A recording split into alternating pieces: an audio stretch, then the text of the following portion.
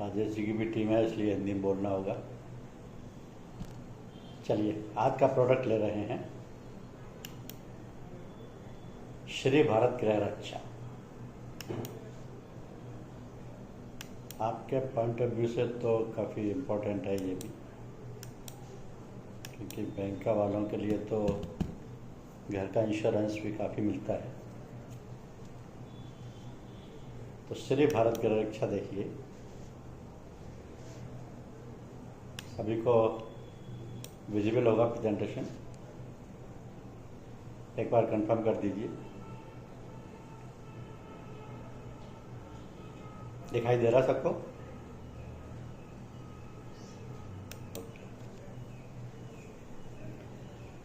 देखिए, घर का इंश्योरेंस करने के लिए IRDA ने 1 अप्रैल 2021 को एक नई पॉलिसी लॉन्च की थी, जिसको हम बोलते हैं श्री भारत गृह रक्षा।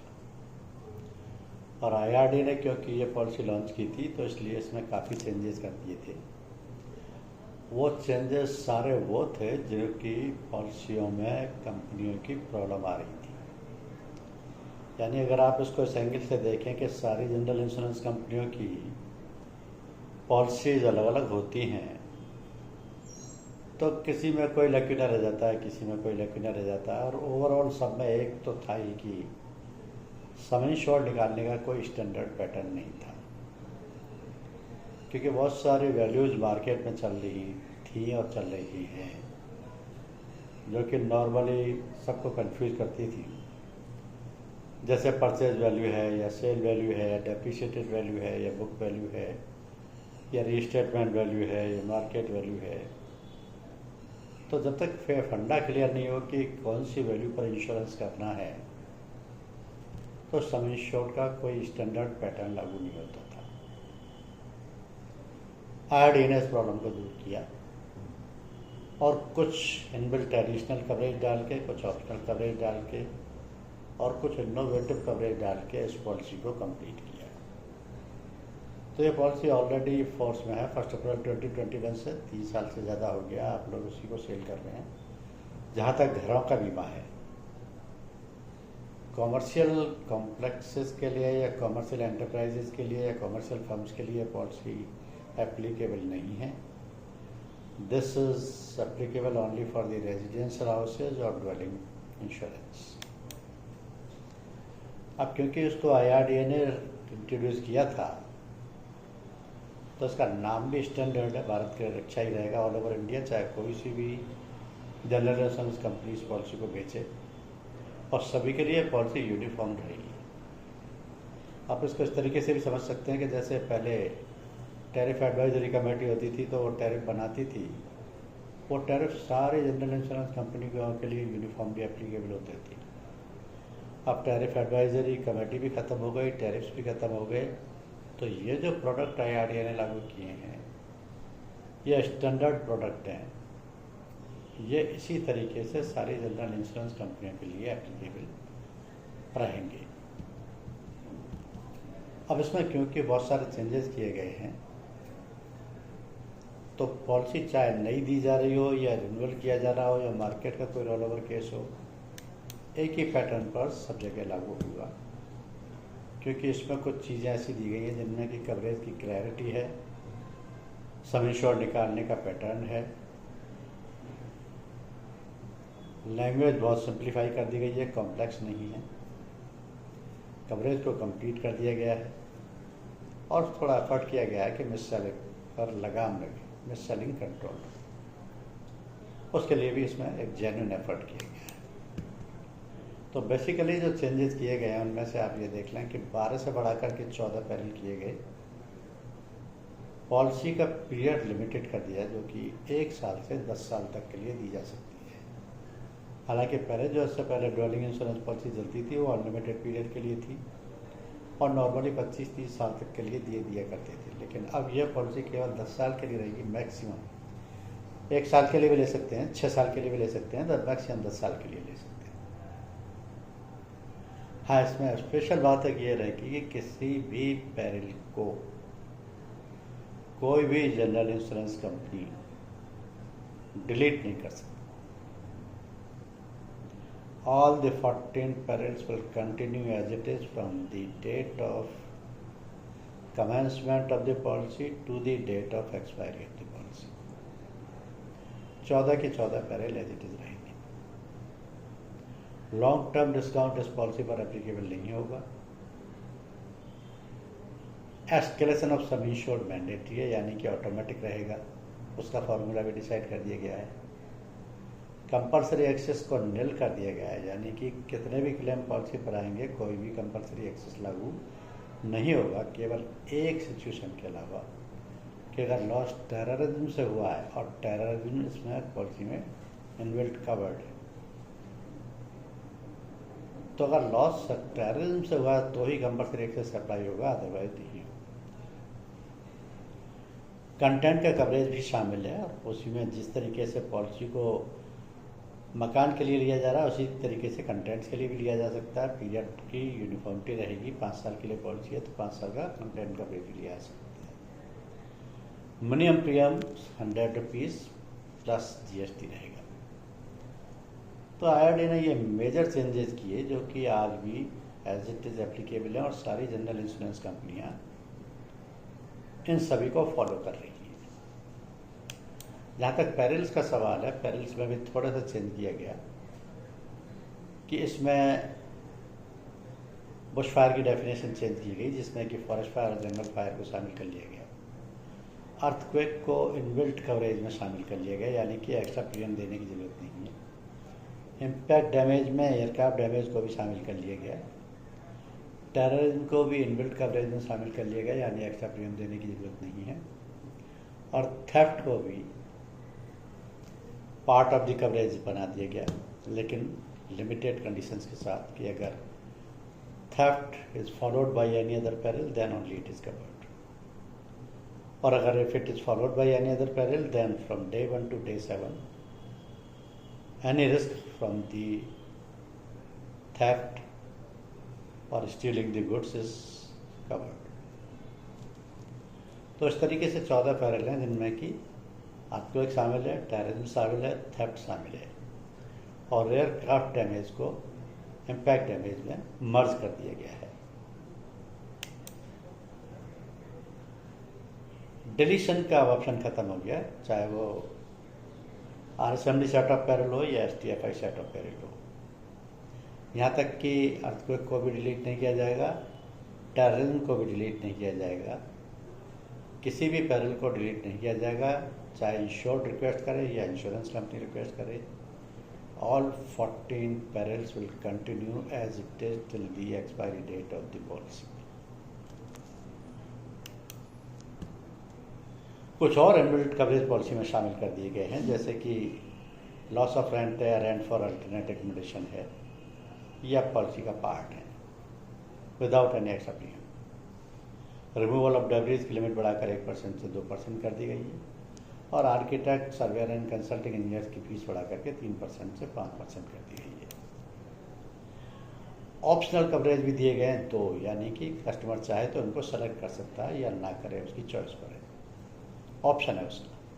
लेकिन ये दोनों इंपॉर्टेंट हैं और इन दोनों में 2 चीज़ें हैं। कवर फॉर वैल्यूएबल कंटेंट्स, यानी घर में अगर आप ज्वेलरी रखते हैं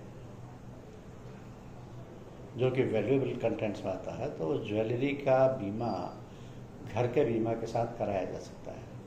नॉर्मली हम और आप क्या करते हैं, घर की ज्वेलरी जो भी होती है तो उसको बैंक लॉकर में डिपॉजिट कर देते हैं, और उसका बैंक एनुअल चार्जेज लेता है। वो एनुअल चार्जेज इतना हो सकता है जितना आपकी पॉलिसी का प्रीमियम है। तो अगर आप 2, 4, 5 लाख तक की ज्वेलरी आपके घर में रहती है, और नॉर्मली हर एक के घर में रहती है, तो वो उस पॉलिसी के साथ ही कवर करा सकते हैं। लेकिन ये ऑप्शनल रहेगा, अगर आप इसको कवर कराते हैं तो इसका प्रीमियम एक्स्ट्रा। पर्सनल एक्सचेंज का कवरेज भी इसी पॉलिसी के साथ है। मकान का बीमा हो रहा है, मकान के सामान का बीमा हो रहा है, उसके साथ में पर्सनल एक्सचेंज का भी बीमा हो रहा है। लेकिन ये पर्सनल एक्सचेंज का बीमा ऑप्शनल रहेगा, यानी चॉइस पर रहेगा, प्लस लिमिटेड रहेगा, क्योंकि इसका सम इंश्योर्ड भी फिक्स है। पर्सन जो उसमें कवर होंगे वो भी फिक्स हैं, बच्चों की रिस्क कवर नहीं की जाएगी। तो ये 2 ऑप्शनल कवर हैं जो कि कस्टमर की चॉइस पर रहेंगे।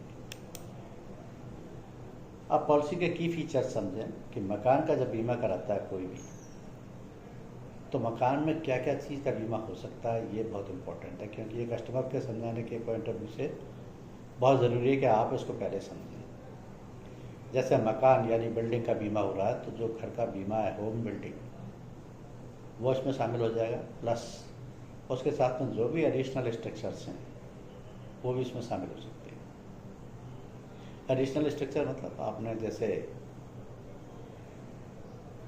आउट हाउस बनाया है, सर्वेंट क्वार्टर,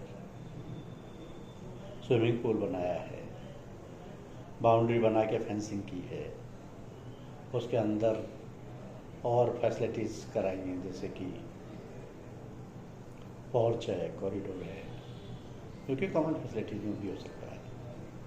तो ये जो एडिशनल स्ट्रक्चर्स हैं in addition to the home building, उनका भी इंश्योरेंस इसमें हो जाएगा। फिर सामान का बीमा, तो सामान में दो तरीके का सामान हो सकता है। एक तो जनरल कंटेंट्स यानी डेली हाउस होल्ड गुड्स, जिसको कि हम खाने पीने पहनने रखने में यूज़ करते हैं। दूसरा वैल्यूएबल कंटेंट्स यानी कि जो प्रीशियस आइटम्स हैं, ज्वेलरी वगैरह हैं, जिनको कि नॉर्मली अदरवाइज लॉकर में रखा जाता है, लेकिन घर में रखते हैं, सेफ्टी बोर्ड वगैरह है तो कोई इशू नहीं है, घर में रख सकते हैं और उसका बीमा भी कराया जा सकता है। अब इस पॉलिसी को 7 फॉर्मेट्स में अवेलेबल कराया गया है।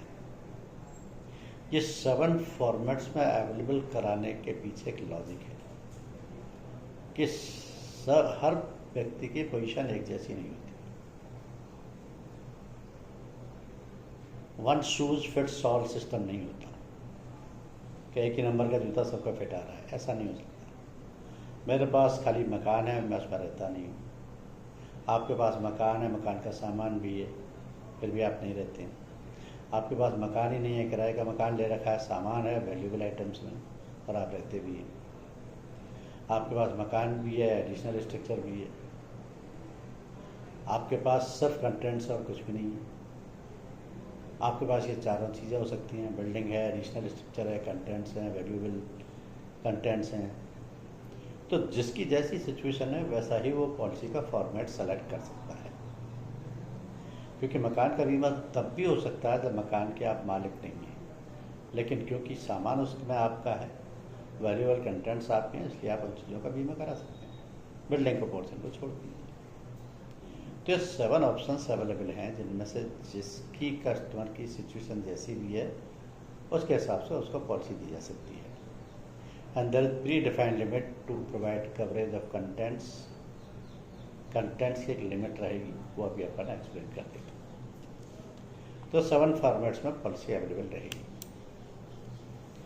अब आता है कि होम बिल्डिंग में क्या शामिल है, यानी जिस मकान का हम बीमा कर रहे हैं उसमें बीमा मकान के नाम पर हम क्या शामिल कर रहे हैं।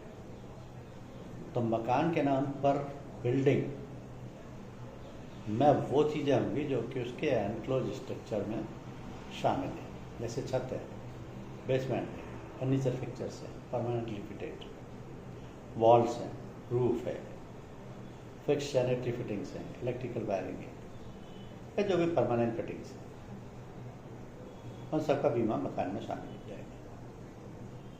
अब क्योंकि ये तो एक ही पोर्शन हुआ, बिल्डिंग के पार्ट हो गए सारे के सारे। आपने देखा कोई भी मकान बनेगा तो उसमें इलेक्ट्रिकल फिटिंग्स भी होंगी, सैनिटरी फिटिंग्स भी होंगी, लेकिन कुछ चीज़ें एडिशनल हो सकती हैं जो कि नॉर्मली हर मकान के साथ नहीं होती। जैसे गैराज है, डोमेस्टिक आउट हाउस है,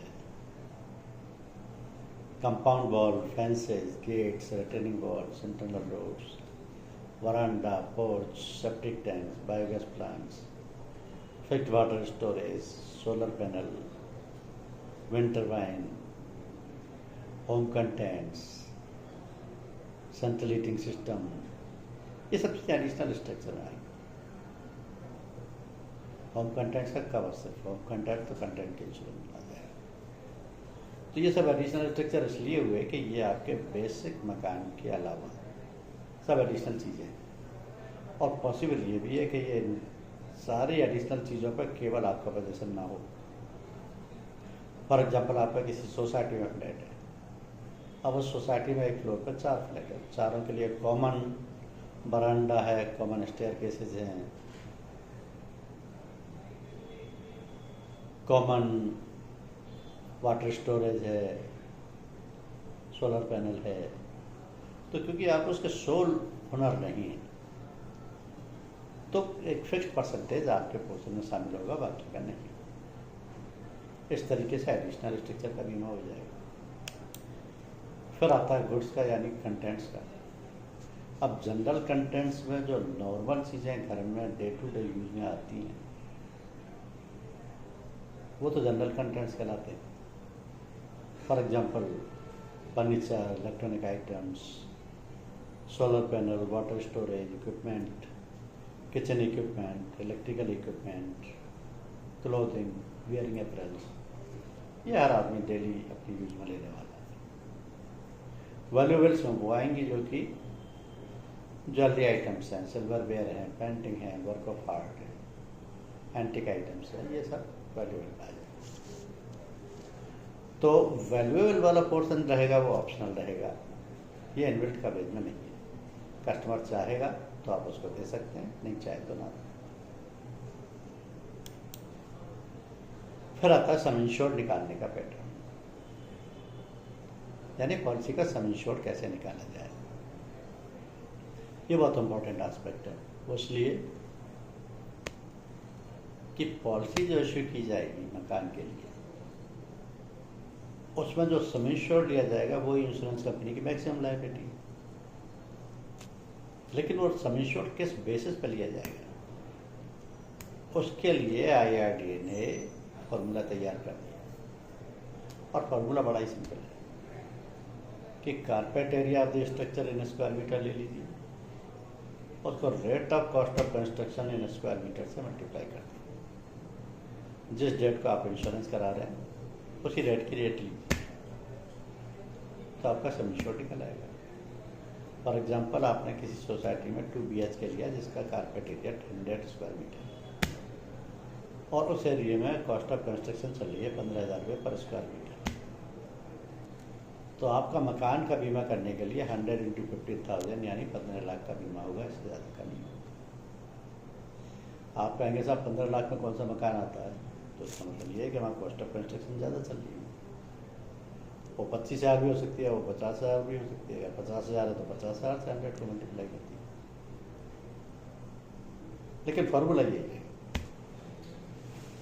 पर स्क्वायर मीटर कारपेट एरिया निकाल लीजिए और कॉस्ट ऑफ कंस्ट्रक्शन निकाल लीजिए, आपका सम इंश्योर्ड आएगा। और कुछ भी लेने की जरूरत नहीं है, किसी भी वैल्यू के चक्कर में पड़ने की जरूरत नहीं है, ना किसी तरीके का और वैल्यूएशन या वैल्यूएशन सर्टिफिकेट की जरूरत है, कुछ नहीं।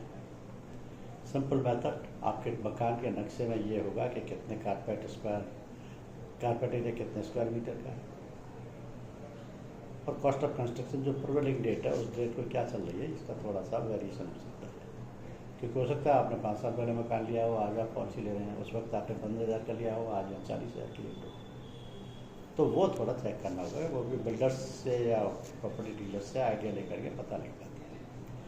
5-10% प्लस माइनस भी होगा तो चलेगा, कोई इशू नहीं, क्योंकि इसमें अंडर इंश्योरेंस एप्लीकेबल नहीं होता। अब जैसे आपको कारपेट एरिया निकालना है तो एक एग्जांपल से मैं समझा देता हूँ कि आपने फ्लैट लिया, फ्लैट का 100 स्क्वायर मीटर का कारपेट एरिया है और 20,000 रुपये की वहाँ रेट कर ली है, तो 20 लाख का बीमा होगा। लेकिन बाई चांस वो मकान डैमेज हो गया और जब आपने क्लेम फाइल किया तो सर्वेयर ने वहाँ जाकर वेरिफिकेशन किया और उसने कहा कि उस एरिया में रेट तो आज भी 16,000 की है, तो आपने 20,000 के हिसाब से कैसे ली। लेकिन क्योंकि आप 20,000 रुपये के हिसाब से ले चुके हैं, 20,000 का प्रीमियम दे चुके हैं, तो इंश्योरेंस कंपनी की लायबिलिटी 20 लाख तक की है। ये वैल्यूएशन में तो चल जाएगा प्लस माइनस, लेकिन स्क्वायर मीटर में नहीं चलेगा। स्क्वायर मीटर अगर वहाँ आपका मकान 150 स्क्वायर मीटर का आपने 100 ही डिक्लेयर किया है तो वो गलत हो जाएगा, क्योंकि स्क्वायर मीटर जितना है उतना ही डिक्लेयर करना है, उसमें कम ज़्यादा करना ठीक नहीं रहेगा। तो ये जो कारपेट एरिया है, इसका मैं एक और फंडा समझ देता हूँ आपको कि कारपेट एरिया कहते किसको है। कारपेट एरिया से मतलब ये है कि जो आपका नेट यूजेबल फ्लोर एरिया है, नेट यूजेबल फ्लोर एरिया के मायने हैं कि उसमें वो चीज़ें शामिल नहीं हैं जो कि एक्सटर्नल हैं, जैसे बालकनी है, बरामदा है, टेरेस है, ये एक्सटर्नल है। लेकिन उसका जो इंटरनल पार्टीशंस हैं, वॉल्स है, रूफ्स है, ये सब उसमें कवर है। तो for any enclose structure on the same site, it is the net usable floor area of such structure that is called carpet area.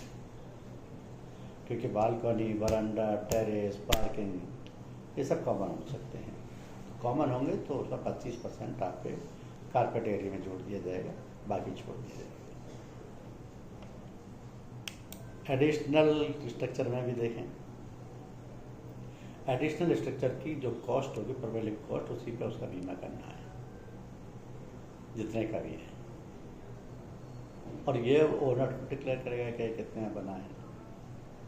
लेकिन एडिशनल स्ट्रक्चर में क्या क्या चीज़ें शामिल है वो मैंने आपको बताया। स्विमिंग पूल भी हो सकता है, सर्वेंट क्वार्टर भी हो सकता है, पार्किंग भी हो सकता है, गैराज भी हो सकता है, कोई चीज़ भी हो सकती है, इवन कि टेरेस भी हो सकता है।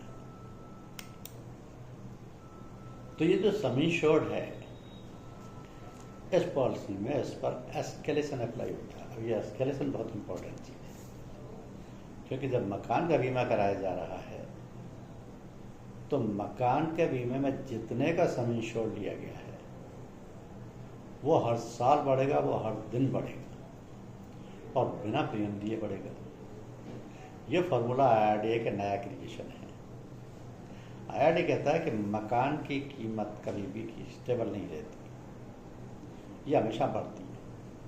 और उसके पीछे लॉजिक क्या है कि लेबर कॉस्ट बढ़ती है, बिल्डिंग की मटेरियल कॉस्ट बढ़ती है, लोकेशन कॉस्ट बढ़ती है, इसलिए टोटल प्रॉपर्टी कॉस्ट बढ़ती है। तो इन case of annual policy, the some insured will be automatically increase each day by an amount representing 1/365 of 10% sum insured at the policy commencement date। ये formula simple है। अगर 1 साल की पॉलिसी है तो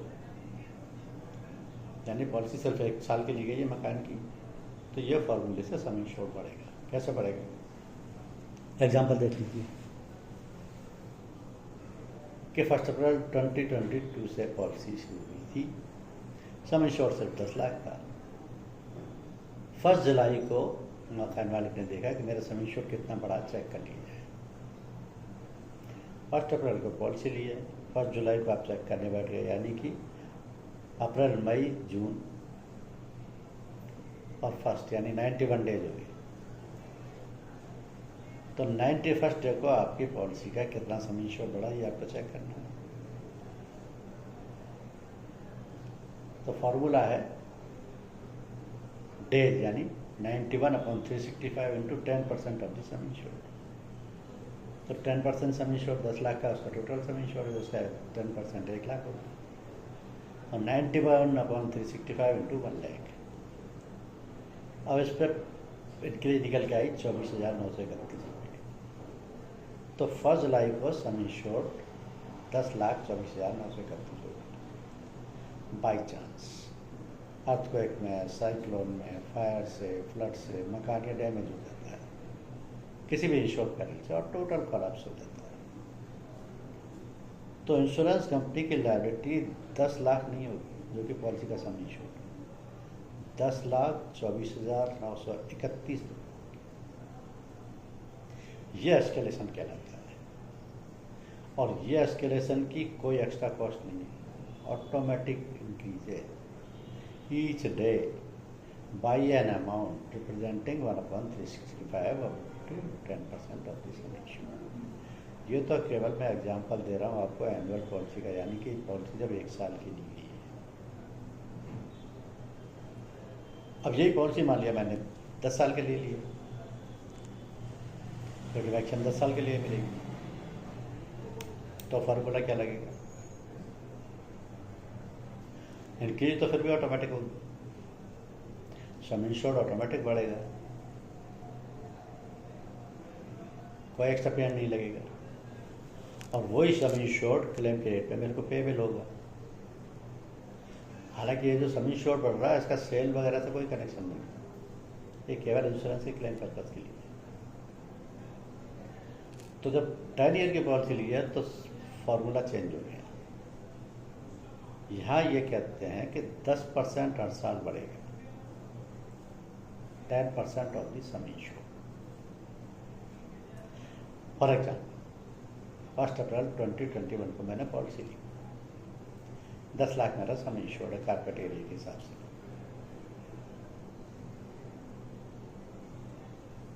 अब मैं उसे 1 साल बाद या 3 साल बाद या 6 साल बाद देखना चाहता हूँ कि मेरा सम इंश्योर्ड कितना बढ़ा, तो 10% उसमें हर साल बढ़ता जाएगा। 2 साल बाद देखूंगा तो वो 12 लाख हो गया, 4 साल बाद देखूंगा 14 लाख हो गया। भाई जी 8वें साल में वो मकान टोटली अर्थक्वेक से गिर जाता है, खत्म हो जाता है, तो इंश्योरेंस कंपनी मेरे को 10 लाख के सम इंश्योर्ड पर 18 लाख रुपए का क्लेम पे करे। ये इस पॉलिसी की खूबसूरती है कि in case of long term policy sum insured will automatically increase each year by 10% for home building cover without additional premium, जो कि मैक्सिमम इंक्रीज 100% तक होगी, क्योंकि 10 साल का है, 10% इंक्रीज, 10वें साल में 100% होगी। There will be no additional premium for this increase, this is called escalation. मेरे ख्याल से सबको समझ में आ गया होगा। अब आते हैं सामान के बीमा, यानी घर में जो कंटेंट्स हैं उनका भी बीमा कराया जा सकता है। उसके लिए लिमिट है 20% of the total sum insured. अगर मैंने पॉलिसी 10 लाख के लिए है तो 2 लाख का मकान का सामान बीमा करा सकता हूँ। लेकिन भाई साहब मेरे बाई चांस मेरे पास 4 लाख का सामान है तो 4 लाख का भी बीमा हो जाएगा। शर्त है कि थोड़ा अंडरराइटर का अप्रूवल लेना होगा, क्योंकि उसके लिए वो लिस्ट मांगेंगे, वैल्यू मांगेंगे कि भाई 4 लाख के क्या सामान है बताइए। तो आप जो भी सबमिट करते हैं उसे पता लग जाएगा कहाँ 4 लाख का, तो 4 लाख का भी। नॉर्मल केस में 20% of the some insured of policy allow है। तो इसमें ध्यान रखने वाली चीज़ ये है कि जितने साल की मकान की पॉलिसी है उतने ही साल का कंटेंट्स का इंश्योरेंस साथ में लिया सकता है।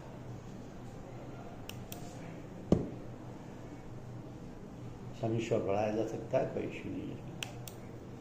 अब आता है वैल्यूएबल कंटेंट्स। तो वैल्यूएबल कंटेंट्स अगर घर में ज्वेलरी रखी हुई है तो बीमा तो हो जाएगा, ऑप्शनल है, इसलिए एडिशनल प्रीमियम लगेगा। एक लिमिट रख दी है कि 5 लाख रुपए तक की ज्वेलरी के लिए तो कोई सर्टिफिकेट नहीं लगेगा, 1 लाख रुपए से बड़े आइटम के लिए सर्टिफिकेट लगेगा, 1 लाख तक के लिए कोई सर्टिफिकेट नहीं लगेगा। और सर्टिफिकेट का मतलब ये है कि वैल्यूएशन सर्टिफिकेट चाहिए या उसका इनवॉइस चाहिए, जिससे पता लग जाए कि इसकी वैल्यू कितनी है। क्योंकि ये जो वैल्यूएबल आइटम्स होते हैं इनमें वैल्यू डिटरमाइन करना बहुत मुश्किल काम होता है। मेरे को और आपको 100% नॉलेज ये नहीं है कि ये प्योर गोल्ड है या आर्टिफिशियल गोल्ड है, कैसे इसको आइडेंटिफाई किया जाए। तो या तो जिससे खरीदा उसका इनवॉइस मैटर करता है या फिर उसका वैल्यूएशन सर्टिफिकेट मैटर करता है। इन दोनों में से कोई भी एक चीज़ अवेलेबल होगी तो हो जाएगा। लेकिन इसमें समझने की ये है कि मान लिया कि घर में ज्वेलरी तो 4 लाख की है, लेकिन उनमें से एक ही आइटम सपोज गोल्डन नेकलेस है वो 2 लाख का है, तो फिर वैल्यूएशन सर्टिफिकेट चाहिए, क्योंकि 1 लाख तक तो नहीं चाहिए, टोटल 5 लाख की ज्वेलरी तक भी नहीं चाहिए। 5 से ऊपर हुआ तो चाहिएगा, 1 लाख से ऊपर का आइटम हुआ तो चाहिएगा। अब इसमें इस बेसिस पर ये समझें कि किस चीज़ का बीमा किस बेसिस पर होगा। बिल्डिंग का जब हम carpet area into cost of construction करेंगे तो जो वैल्यू निकल के आएगी उसको हम बोलेंगे रीस्टेटमेंट बेसिस। एडिशनल स्ट्रक्चर का भी इसी बेसिस पर होगा, लेकिन कंटेंट्स का रिप्लेसमेंट बेसिस पर होगा। यानी कि खरीदी थी आइटम तब थी 40,000 की, आज रह गई 20,000 की, तो उसकी वैल्यू 20,000 की।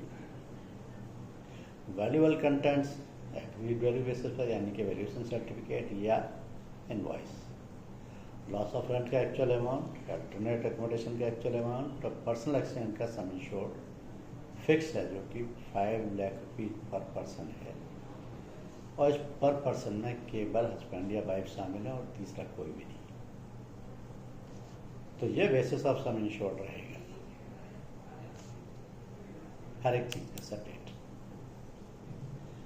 आप पॉलिसी पीरियड की बात करते हैं, मुझे 3 साल के लिए पॉलिसी चाहिए तो मिल जाएगी, मुझे 7 साल के लिए पॉलिसी चाहिए तो मिल जाएगी, मुझे 11 साल के लिए पॉलिसी चाहिए तो नहीं मिलेगी। तो ये सिंपली ये एक्सप्लेन करता है कि 1 से लेकर के 10 साल तक के पीरियड के लिए भी आपको बीमा पॉलिसी चाहिए अपने मकान के लिए तो मिल जाएगी, लेकिन 10 से ज़्यादा के लिए नहीं मिलेगी। तो ये सिर्फ हमारे लिए नहीं है रेस्ट्रिक्शन, ये सारी जनरल इंश्योरेंस कंपनियों के लिए है कि भारत के रक्षा पॉलिसी को आप 10 साल से ज़्यादा पीरियड के लिए नहीं दे सकते। इसके पीछे एक लॉजिक भी रहा है। IRDAI ने स्टडी किया है कि जिन कंपनियों में पॉलिसियाँ 25 साल 30 साल तक की दे रही हैं उनके रिकॉर्ड ही नहीं मिलते हैं। 20 साल पहले किसने पॉलिसी इशू की थी, कौन वहाँ इंचार्ज था, किसने संभाल के रखा है, कहाँ रखा है, रिकॉर्ड ढूंढना मुश्किल हो जाता है। तो 10 साल तक का जस्टिफाइड मान। अब एक टिपिकल प्रॉब्लम आ सकती है जब आप मकान का बीमा कर रहे हैं, और ये प्रॉब्लम हर शहर में है कि मान लिया 2 फ्लोर का मकान है, ऊपर के फ्लोर पर फैमिली रह रही है, मकान मालिक फैमिली उसकी रह रही है, लेकिन नीचे के फ्लोर पर उन्होंने दुकान निकाली हुई है और वो दुकान चलाते हैं। अब ये दुकान ग्रोसरी की भी हो सकती है, क्लॉथ्स की भी हो सकती है, स्टेशनरी की भी हो सकती है, कोई भी आइटम की हो सकती है। अब यहाँ क्वेश्चन ये आता है कि ऊपर वाला पोर्शन रेजिडेंशियल है और नीचे वाला कॉमर्शियल है, और नॉर्मली ऐसा ही होगा। इसका उल्टा तो नॉर्मली कम होता है कि ऊपर वाले पे दुकान और नीचे वाले पे रहते हों, ऐसा कम होता है। तो अगर ऐसी एक्टिविटी हो रही है, यानी कि रेजिडेंशियल हाउस में कमर्शियल एक्टिविटी भी हो रही है, तो उसका बीमा रेजिडेंशियल पॉलिसी में किया जाए या कमर्शियल पॉलिसी में किया जाए? This is very important question. तो उसके लिए IRDAI ने 3 गाइडलाइन बना दी, यानी कि इसका डिसीजन 3 रेस्ट्रिक्शंस के बेसिस पर होगा। पहली चीज कि अगर उस दुकान को लैंडलेडी या लैंडलॉर्ड दोनों में से कोई चला रहा है तो वह रेजिडेंशियल में शामिल हो जाएगा, या उसके बच्चे हों तो भी रेजिडेंशियल में शामिल हो जाएगा। लेकिन अगर उसमें कोई एम्प्लॉय रखा हुआ है तो वो कमर्शियल हो जाएगा, अगर उसको टू डेट किया हुआ है तो वो कमर्शियल हो जाएगा, अगर उसमें कोई पार्टनरशिप की हुई है तो वो कमर्शियल हो जाएगा। फिर से सुनना, 3 कंडीशन कि अगर वो मकान वाले खुद ही रहते हैं और खुद ही दुकान चलाते हैं तब तो पूरी बिल्डिंग का इंश्योरेंस रेजिडेंशियल में हो जाएगा। लेकिन अगर उसमें से 3 एक्टिविटीज में से एक भी हो रही है कि कोई एम्प्लॉय रख लिया है, या उसको लेट आउट कर दिया है, किराए पे दे दिया है, या उसमें कोई पार्टनरशिप पे चला रहे हैं किसी और के साथ, तो सिर्फ ऊपर वाला रेजिडेंशियल होगा और नीचे वाला कमर्शियल। इस तरीके से इसका इंश्योरेंस हो जाएगा। इनबिल्ट कवरेज में 5%। अब architect, surveyor and consulting engineer की फीस हो गई है, क्योंकि किसी भी मकान का डैमेज होता है और उसका दोबारा डिज़ाइनिंग करनी हो या आर्किटेक्चर का मैप बनाना हो तो 5% ऑफ द क्लेम अमाउंट की फीस पेबल हो जाएगी एक्स्ट्रा अदर देन क्लेम। इसी तरीके से मकान का अगर लॉस हुआ है तो उसमें जो मलबे को हटाने का खर्चा है वो 2% of the claim amount extra payable हो जाएगी। लॉस ऑफ रेंट भी कवर हो जाएगा बशर्ते कि प्रपोजल फॉर्म में ये डिक्लेयर कर दिया हो कि इतना रेंट है और ये रेंटल पोर्शन है, अगर इसको कोई लॉस और डैमेज हो जाता है तो जितने मंथ तक लॉस ऑफ रेंट रहेगा उतना का इसमें पेबल हो जाएगा। रेंट फॉर अल्टरनेटिव एकोमोडेशन की जरूरत तब पड़ेगी जब वो पोर्शन रेंटल डैमेज हो गया है और टेनेंट ने कोई अल्टरनेट एकोमोडेशन ढूंढ लिया जिसका कि किराया और भी ज़्यादा लग रहा है तो वो डिफरेंस इसमें पेबल हो जाएगा। तो ये चारों भी इनमें एनुअल कवरेज हैं जो कि पॉलिसी में शामिल हुए।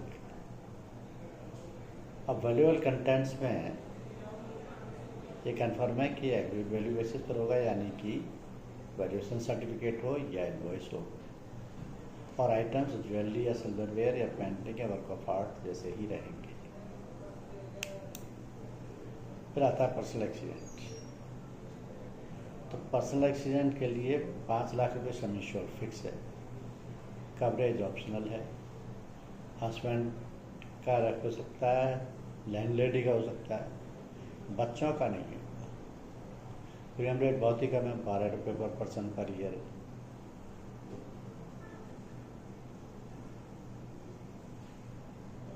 लेकिन अगर कोई मकान कोऑपरेटिव सोसाइटी का है तो पीए कवर नहीं दिया जाएगा। तो ये लिमिटेशन इसमें रहेगी कि this is restricted to owner और लैंडलेडी ओनली। थेफ्ट का भी कवरेज शामिल है, लेकिन थेफ्ट में भी एक लिमिटेशन है कि चोरी की रिस्क तो कवर है, लेकिन सिर्फ चोरी हुई है तो क्लेम नहीं मिलेगा। चोरी किसी और कारण से हुई है, जैसे फ्लड आई थी, मकान में पानी घुस गया, लोग इधर उधर के आके सामान चुरा के ले गए तो कवर हो जाएगी। आग लग गई थी, लोग सामान उठा के ले गए तो कवर हो जाएगा। भूकंप में डैमेज हो गया तो कवर हो जाएगा। यानी लॉस किसी दूसरे पेरिल से हुआ हो और सिर्फ थेफ्ट ना हो, उस केस में पहले दिन से 7वें दिन तक का लॉस कवर हो जाएगा। वेवर ऑफ अंडर इंश्योरेंस, ये इस पॉलिसी का सबसे बड़ा बेनिफिट है कि अगर पॉलिसी में सम इंश्योर्ड कम ले लिया हो या ज़्यादा ले लिया हो कोई फर्क नहीं पड़ता, क्योंकि इसमें अंडर इंश्योरेंस एप्लीकेबल ही नहीं है। मान लिया उस एरिया में 15,000 की रेट चल रही थी, आपने 10,000 ही लिया तो ठीक है, आपने जितने का बीमा कराया उसी पे एस्केलेशन मिलेगा, उतने का ही क्लेम मिलेगा।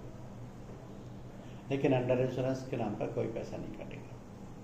ओवर इंश्योरेंस करा लिया तो उतने का ही एस्केलेशन मिलेगा, उतना ही सम इंश्योर्ड पड़ेगा, लेकिन क्लेम के केस में कुछ भी नहीं काटेगा क्योंकि under insurance is not applicable. Compulsory excess भी नहीं है, यह भी एक दूसरा फायदा है, क्योंकि पॉलिसी में 1 लॉस हो सकता है, 2 लॉस हो सकता है, 3 लॉस हो सकता है, लेकिन तीनों ही बार अगर कुछ भी नहीं कटे तो कस्टमर के लिए कितना फ़ायदा होता है। यानी 14 में से अगर 13 पैरल में से किसी भी पैरल से लॉस हुआ है तो एक पैसा भी नहीं कटेगा। लेकिन अगर 14 पैरल यानी टेररिज्म से लॉस हुआ है तो ही कंपल्सरी एक्सेस कटेगा, जो कि 1% ऑफ द क्लेम अमाउंट होगा, सब्जेक्ट टू मिनिमम लिमिट 10,000 और मैक्सिमम 5 लाख।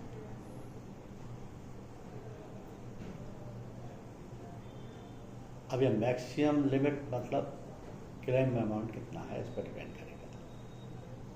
मकान 1 करोड़ का है, 1% ऑफ द क्लेम अमाउंट कटेगा। तो इस तरीके से अगर टेररिज्म से लॉस हुआ है तो ही कंपल्सरी एक्सेस कटेगा, अदरवाइज नहीं। तो जो प्रोडक्ट में चेंजेस किए गए हैं वो देखने वाले ये हैं कि पहले मकानों का बीमा standard fire and special peril policy से होता था। या ड्वेलिंग इंश्योरेंस पॉलिसी बनाई गई थी एज पर टैरिफ, जिसमें कि 50% डिस्काउंट तक दे दिया जाता था। अब ये डिस्काउंटिंग बंद हो गई। तो पॉलिसी मकानों के बीमा के लिए यही दी जाएगी। या फिर अगर कोई पैकेज पॉलिसी है इंश्योरेंस कंपनी की, तो उसमें ये सेक्शन पहले standard fire and special peril policy का जो लागू होता था, उसकी जगह श्री भारत की रक्षा का प्रोविजन लागू हो जाएगा। अब फिर से समझ लीजिए कि पॉलिसी में मेजर चेंजेस क्या हुए और कैसे हुए। यानी कि ये प्रोडक्ट 1 अप्रैल 2021 से लागू हुआ। पॉलिसी को IRDAI ने डिजाइन किया, नाम उसका श्री भारत गृह रक्षा रखा। कंपनी इसी नाम से पॉलिसी को बेचेंगी। सिर्फ हर एक कंपनी को एक ही छूट है कि वो अपने कंपनी का नाम शॉर्ट में प्रोडक्ट से पहले लगा सकती हैं for the sake of identification of the company. आपको बाजार में बजाज गृह रक्षा पॉलिसी मिल सकती है, टाटा गृह रक्षा पॉलिसी भी मिल सकती है, इफ्को गृह रक्षा पॉलिसी भी मिल सकती है, श्री भारत गृह रक्षा भी मिल सकती है। तो इस तरीके से पॉलिसी का नाम वही रहेगा, बस प्रीफिक्स लगाया जा सकता है।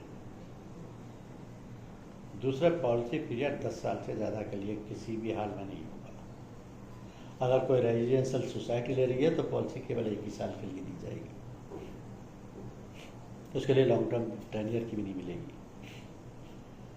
तीसरे है कि पॉलिसी में बिल्डिंग का भी और कंटेंट्स का भी बीमा हो जाएगा, यानी घर का सामान भी उसी में बीमित हो जाएगा और बिल्डिंग का भी हो जाएगा, और होने को तो एडिशनल स्ट्रक्चर भी शामिल हो जाएगा उसमें, और वैल्यूएबल्स भी शामिल हो जाएंगे। और 2 स्पेशल फीचर ये हैं कि पॉलिसी में अंडर इंश्योरेंस अप्लाई नहीं होगा। अगर सम इंश्योर्ड कम भी रह गया कोई बात नहीं, वेव हो जाएगा। यानी क्लेम के नाम पर अंडर इंश्योरेंस के हेड में या एवरेज क्लॉज के नाम पर कोई भी पैसा पॉलिसी में से डिडक्ट नहीं होगा। दूसरे, पॉलिसी पे एक क्लेम हो या एक से ज़्यादा हो, कोई भी पॉलिसी पर कंपलसरी एक्सेस नहीं कटेगा। केवल एक ही सिचुएशन में कंपलसरी एक्सेस कटेगा कि लॉस टेररिज्म से होगा। पॉलिसी में टोटल 14 पेरिल कवर्ड हैं, जो कि डे 1 से डेट ऑफ एक्सपायरी तक कंटिन्यू 14 पेरिल्स इंश्योर्ड रहेंगी। इनमें कोई चेंज नहीं आएगा, ना तो कुछ भी डिलीट होगा ना कुछ भी ऐड होगा। ऐड केवल वही होंगे जो कि ऑप्शनल कवर है, जिसमें पर्सनल एक्सीडेंट है, वैल्यूएबल है और कुछ भी नहीं है। तो no option to delete any peril.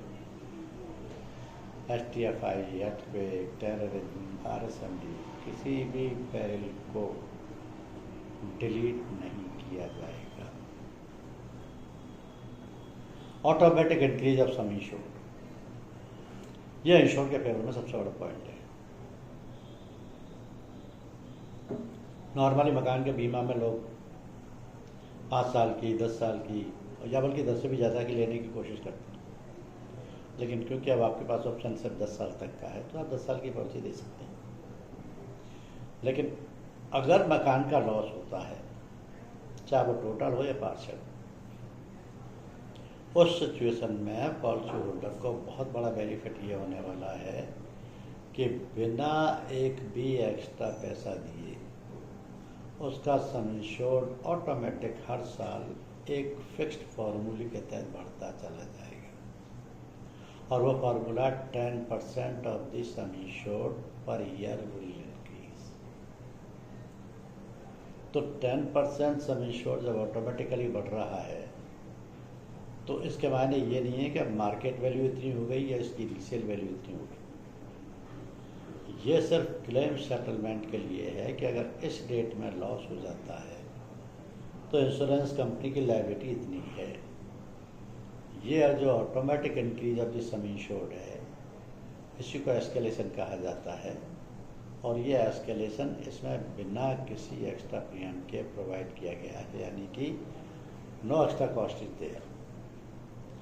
Formula is fixed For every house owner it is applicable. Without extra charge this is applicable, and this is applicable by the same 10% per year. अगर policy 1 साल के लिए भी है तो भी उसका formula है कि डेज अपन 365 1/365 into 10% of the sum issued. तो इस तरीके से ये रेजिडेंशियल हाउसेस के इंश्योरेंस के लिए जो पॉलिसी बनाई गई है, IRDA ने जिस पॉलिसी को ये बनाया है उसके पीछे पर्पस सिर्फ इतना सा ही है कि ये पॉलिसी उसी तरीके से काम करेगी ऑटोमेटिक, चाहे इसमें इंश्योर कुछ और कम भी कराना चाहे तो भी नहीं होगा, इन 2 ऑप्शंस के अलावा कुछ ऐड कराना चाहे तो भी नहीं होगा। पर्पज़ उस बिल्डिंग का रेजिडेंशियल यूज होना चाहिए। सोसाइटी की अगर बिल्डिंग है तो 1 साल के लिए पॉलिसी दी जाएगी। पॉलिसी 7 डिफरेंट फॉर्मेट्स में अवेलेबल है। 7 डिफरेंट फॉर्मेट्स में से जो कस्टमर की सिचुएशन है, जिस फॉर्मेट में पॉलिसी होल्डर सेलेक्ट करना चाहता है उसको पॉलिसी उसी फॉर्मेट में मिल जाएगी। तो अगर वो मकान मालिक नहीं भी है तो भी पॉलिसी ले सकता है, यानी कि किराएदार भी ये पॉलिसी ले सकता है। तो भारत गृह रक्षा पॉलिसी ही रेजिडेंशियल हाउसेस के लिए है। लेकिन आपके लिए नॉलेज के लिए शायद आपको ये भी पता हो कि श्रीराम ने भी एक और पॉलिसी बना दी है जिसमें कि 2 ऑप्शन रखे हैं। 10 ईयर्स से लॉन्ग टर्म के लिए भी ऑप्शन है उसमें, और टेररिज्म को डिलीट कराने का भी ऑप्शन है उसमें। वो पॉलिसी भी श्रीराम के पास है और वो श्रीराम की ही स्पेसिफिक है। जहाँ इसकी ज़रूरत पड़े वहाँ आप श्रीराम से वो पॉलिसी ले सकते हैं, अदरवाइज ये पॉलिसी भारत की रक्षा यूनिफॉर्मली एप्लीकेबल है। अब आप सवाल पूछ सकते हैं, कोई भी सवाल पूछना हो तो।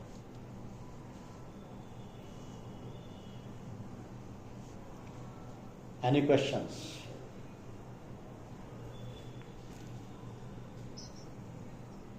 जी।